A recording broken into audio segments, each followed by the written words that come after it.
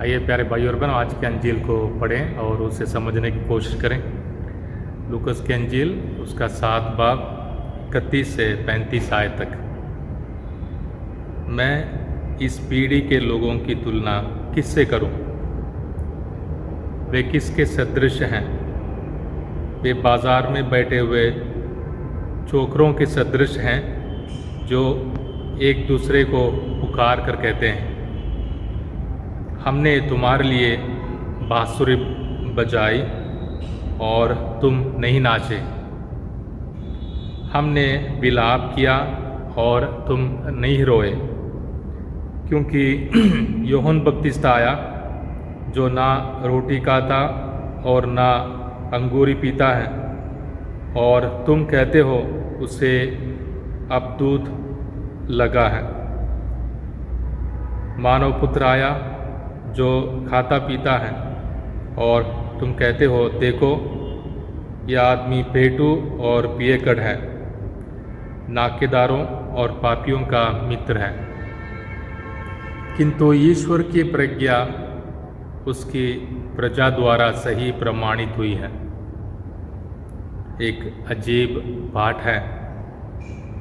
मानिए प्रभु यीशु मसीह नाराज़ होकर कि लोग उन पर विश्वास नहीं कर रहे हैं, ना ही उन्होंने यूहन्ना बपतिस्मा पर विश्वास किया।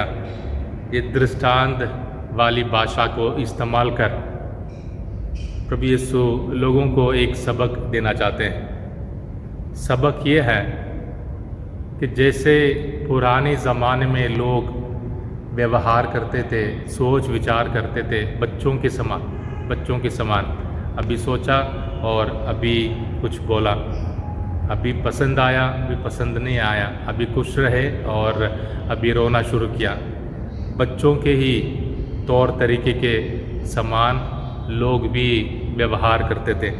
प्रभु यीशु अपने ज़माने के लोगों को बाज़ार में खेलने वाले उन बच्चों के समान, उन लड़कों के समान, उन चोकरों के समान समझते हैं। कोई किसी की मानता है, किसी की नहीं मानता है, किसी के साथ नाराज़ हो जाता है, किसी के साथ लड़ाई करता है। तो बचपन में या बच्चों के बीच में किस तरीके के सोच विचार होते हैं, किस तरीके की बातें होते हैं, हमें मालूम है, सारे बच्चे रह चुके हैं। पर प्रभु यीशु मसीह का कहना ये नहीं है कि हमारे बीच में एक दूसरे के साथ बनता है, नहीं बनता, एक दूसरे को मानते हैं, नहीं मानते हैं, पर हमें बढ़ना है, बड़े होना है। हमेशा के लिए हम बच्चों के समान विचार नहीं कर सकते, सोच नहीं कर सकते, सोच विचार नहीं कर सकते। बच्चों के समान हम जी नहीं सकते। दुनिया को लेकर, बाज़ार को लेकर, खरीदने को लेकर, दुनिया के उस गुलामी को लेकर शायद हम एक दूसरे की बात मान जाएं, पर खुदा की बातों को लेकर, रूहानी बातों को लेकर हम विश्वास नहीं करते, मनमानी करते हैं, अपनी मर्ज़ी करते हैं, अपनी ज़िद पूरी करना चाहते हैं। और बच्चों के समान खुदा के साथ भी हम खेलते हैं। मैं आज बीमार हूँ और मुझे आज ये चाहिए और मुझे ये फ़ायदा होना चाहिए। तो प्रभु यीशु मसीह इस अविश्वासी पीढ़ी को विश्वास के लिए बुलाते हैं। खुदा के उस ज्ञान को हासिल करो, खुदा के उस प्रज्ञा को हासिल करो, खुदा के उस ताकत को हासिल करो।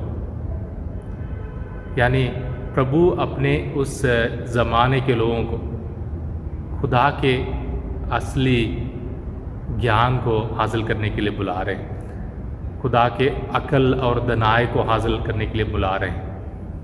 यानी जब खुदा के उस ज्ञान को हम हासिल करेंगे तभी हम बड़े हो जाएंगे, तभी हम जिम्मेदारी अपनाएंगे, तभी हम अपनी जिम्मेदारी को लेकर दुख हो, दर्द हो, परेशानी हो, मुसीबत हो, खुदा के साथ वफादारी निभाएंगे। नहीं तो हम भी बच्चों के समान ही खेलेंगे।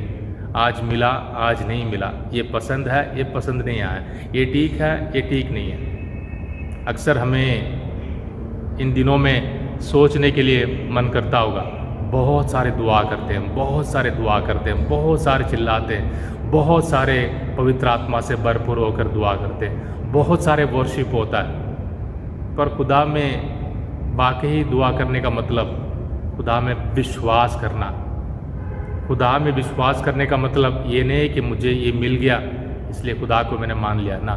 खुदा में विश्वास करने का मतलब खुदा में शरीक होना।